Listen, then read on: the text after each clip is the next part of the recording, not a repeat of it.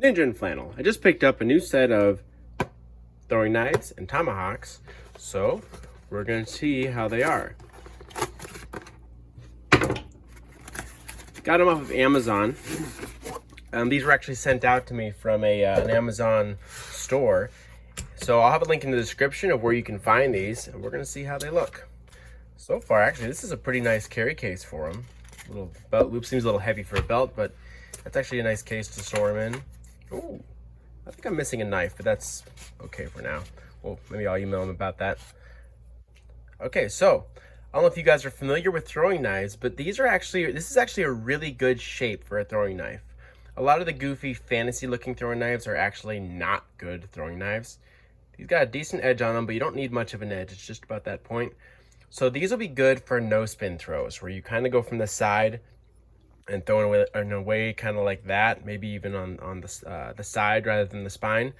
That, or I'd say half spin. You can put your thumb on the flat or your finger on the spine and do a half spin. I wouldn't do full spin for these, but these are pretty sweet knives. I like those. They're weighted good enough, so the weight on your throwing knife is going to matter a lot, because if it's light, it's like trying to throw a leaf to be dramatic.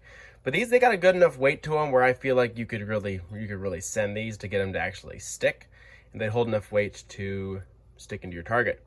So pretty cool. Now, disclaimer with this type of stuff, anything that's full steel construction has a higher probability of bouncing. That's why I usually use wooden handled tomahawks. They don't bounce as bad. I have 2 fake teeth due to throwing knives, so keep that in mind when using stuff like this. You're ready to dodge. So the tomahawks, now these are a lot shorter than my usual tomahawks, but they got a good amount of weight to them. It's a pretty thick spine. You can see the full tang going through. These handles feel like they're maybe G10, something like that, a pretty tough polymer. We'll see how that holds up when we're actually throwing them, if it shatters and whatnot. It wouldn't really say anything about the quality of the product. Pretty much any tomahawk I've ever thrown that has a handle bolted onto it always comes off, no matter who makes it, SOG, whatever. They all explode. So we'll see how that holds up. Maybe these will hold up when we throw them. It's got a nice back spike.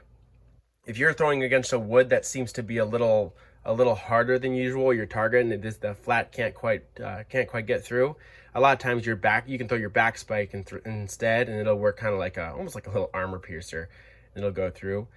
This has got a nice hard point on it. Tapers real nice. I don't imagine that breaking. This blade is actually sharp. Like, this is real sharp for a tomahawk. Assuming I can get these to hit head first easily, yeah, these are going to stick pretty good, I think. Got a nice top point there as well. The shorter the tomahawk, the harder they are to kind of track the rotation in your head. Normally you can stick a thumb up on the spine. That'll slow your rotation a little off the throw for longer distances. If you're real close, you can kind of snap it. But yeah, these are pretty sweet. And this kit comes with 3 of them. They're all identical. But yeah, I like them so far. I'll let you know how they do. And like I said, there'll be a link in the description if you want to try them out for yourself. Yeah, there we go.